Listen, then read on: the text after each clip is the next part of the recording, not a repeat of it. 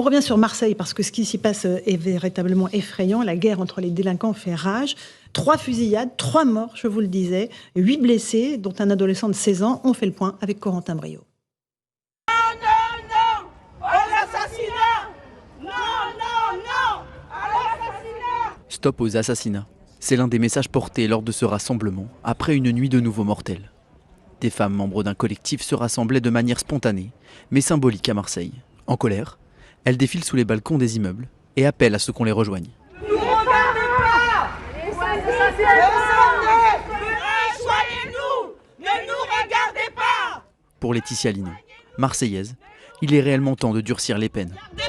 Il faudrait déjà dans un premier temps qu'au niveau des lois, ce soit beaucoup plus dur, que les peines soient réellement appliquées, qu'ils prennent des peines de sanctions de 25-30 ans. Et c'est pas fait à l'heure d'aujourd'hui.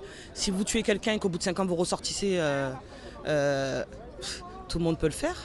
Des fusillades, dans la nuit de dimanche à lundi, qui ont fait 3 morts et plusieurs blessés, ont éclaté du côté de la cité du Castellas, de la cité des Égalades et dans le 2e arrondissement de Marseille, près du quartier de la Joliette. Une situation très préoccupante, d'autant plus que des victimes sont mineures, comme l'a indiqué Dominique Laurence, procureur de la République de Marseille.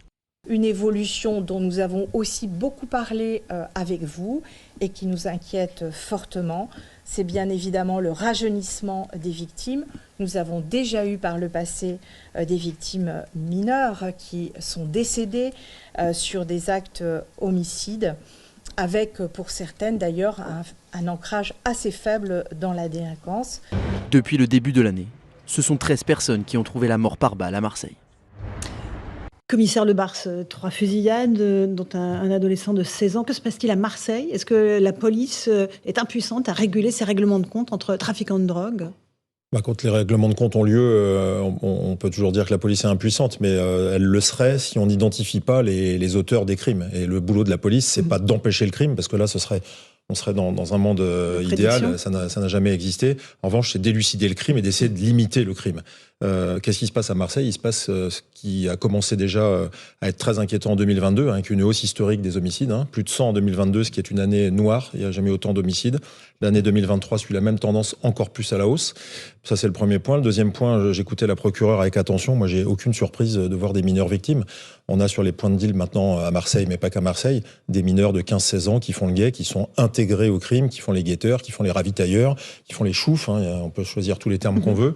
Et quand on est engagé comme ça dans le crime, quand on fait face à une guerre de territoire, parce que c'est ça qui se passe à Marseille, c'est des bandes, des clans qui essayent de gagner du territoire, de gagner des parts de marché. Et bien quand il y a une descente et qu'il y a des mineurs qui sont sur le point de deal, c'est les premiers qui sont exposés. C'est pour ça que les mamans qui manifestent, il faut prendre en compte le fait que il y a les victimes et puis il y a celles dont les enfants sont peut-être pas assez surveillés, qui sont aussi intégrés dans ces trafics. Il y a une réalité, commissaire Lebars, c'est que la France est inondée par la cocaïne, par les stupéfiants. On n'arrive absolument pas, pareil, à réguler les flux des produits qui arrivent dans notre pays et qui sont de plus en plus bon marché, malheureusement. Alors, on est inondé, mais aussi parce qu'on en a déjà souvent parlé sur votre antenne, on a aussi une consommation en hausse considérable. On est un pays de consommateurs. Il faut aussi dénoncer cela et il faut aussi se pencher sur cet angle-là. Il faut peut-être encore regarder du côté de la sévérité sur le comportement du consommateur. On est inondé parce que effectivement les marchés sont ainsi. Il y a eu du stock, il y a eu des hausses de production. Les drogues en général n'ont jamais été aussi peu chères. Elles sont malheureusement beaucoup trop accessibles et ça génère un argent tellement considérable que ça développe une économie souterraine des réseaux criminels considérable qui fait qu'ensuite ces parts de marché, cette économie souterraine, il faut la défendre, la protéger par rapport à la concurrence. Donc ce qu'il faut rappeler quand même, c'est qu'à Marseille, qui n'est pas la seule ville en France gangrénée par ces trafics, il y a des services de police judiciaire qui travaillent extrêmement bien. La police judiciaire a une vue sur le crime. Quand je vous dis qu'elle a une vue sur le crime, elle connaît globalement les ressortissants, elle connaît la sociologie des criminels, les réseaux qui agissent, ceux qui pilotent ces réseaux-là qui sont en général loin de notre territoire. Simplement, le crime va plus vite que le temps d'élucidation du crime. Et c'est ça qu'il faut qu'on fasse comprendre à tout le monde, c'est que les opérations sur le terrain, ça va vite. Il faut en faire. La préfète de police de Marseille, la direction départementale de la sécurité publique en fait, mais le temps d'élucidation et de l'enquête est plus long. Et pendant ce temps d'enquête, parfois, il y a des règlements de compte. C'est là-dessus que la police judiciaire travaille. Louis Dragnel, on est face à un cas de figure, encore une fois, malheureusement très classique à Marseille. Mais là, 3 fusillades, 3 morts en une seule nuit, c'est assez choquant. Oui, ce qui heurte, c'est aussi le fait que ça fait des années qu'on en parle et on a l'impression qu'il n'y a pas beaucoup de résultats. Et ça, c'est quelque chose qui est assez insupportable, notamment pour les habitants de Marseille. On les a entendus tout à l'heure. D'autant plus qu'il y a eu des priorités qui ont été fixées par le gouvernement, précisément à Marseille, en matière de sécurité. Emmanuel Macron avait lancé Marseille en grand, avec tout un volet sur le dynamisme économique, mais aussi quand même sur le renforcement des moyens à destination de la police, lutter contre les trafics de stupéfiants.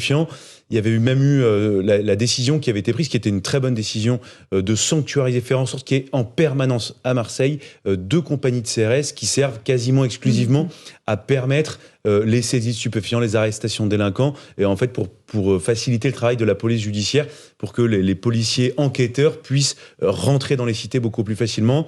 Donc il y a eu tous ces moyens dépensés, il y a eu beaucoup d'argent public dépensé, et puis un résultat qui est très difficile à voir, voire une absence de résultat parfois.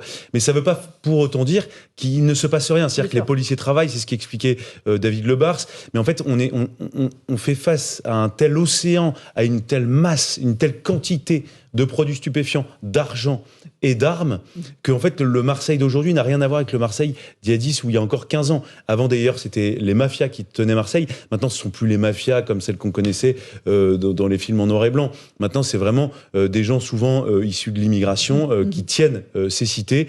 Et donc, en fait, la difficulté, c'est qu'il y a tout un écosystème qui repose sur le trafic de stupéfiants. C'est pas uniquement même la centaine de dealers. C'est-à-dire que tout le monde, quasiment, dans certaines cités, vit directement ou indirectement de ça. Et je pense qu'en fait... Mais le nombre d'habitants en souffre aussi énormément. Absolument. Ils sont pris en otage de ces trafics on est entièrement et de ces d'accord. trafiquants. Mais du coup, en fait, il y a plein de solutions qui existent. Mais une solution très rapide, elles sont quand même difficiles à voir. Il y a quand même une chose, mais qui consomme énormément de moyens et qui fait prendre des risques aussi aux forces de l'ordre. Parce que en face d'eux, ils ont des personnes qui ont des armes à feu. Ils ne sont pas avec des lance-pierres, armes lourdes, des armes lourdes. Ce serait de reconquérir, d'asphyxier complètement ces quartiers avec des unités de force mobiles, des douaniers et qui font toutes les caves, qui montent dans les immeubles, qui ouvrent tout partout, qui saisissent tous les produits stupéfiants, toutes les liasses d'argent liquide, toutes les armes, et de mettre en permanence des policiers en bas de ces tours. Éric Revel, votre réaction face à ce qui se passe à Marseille, à Nice aussi? Oui, à Nice aussi. Alors j'ai donc en tête cette une de la Provence, le quotidien régional marseillais, qui montrait il y a quelques mois le nombre de points de deal qui étaient répertoriés à Marseille.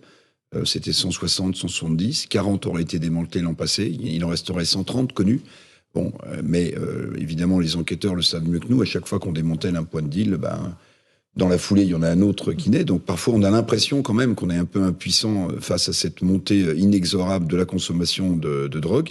Et puis, donc, une note confidentielle de l'OFAST, l'Office français anti-stupéfiants, rendu public dans Paris Match, qui montre aussi comment le fait que les produits dont on parle, les stupéfiants, leur prix stagne, voire baisse, oblige évidemment ces gangs à défendre des parts de marché. Et c'est peut-être aussi, je ne sais pas, ce qui explique le nombre de règlements de compte, puisque pour maintenir son chiffre d'affaires, pardonnez-moi d'en parler comme un produit ordinaire, il faut bien que les gangs s'entretuent pour essayer de récupérer le chiffre d'affaires d'à côté. Absolument. Merci beaucoup, Éric Revel. Merci, commissaire Le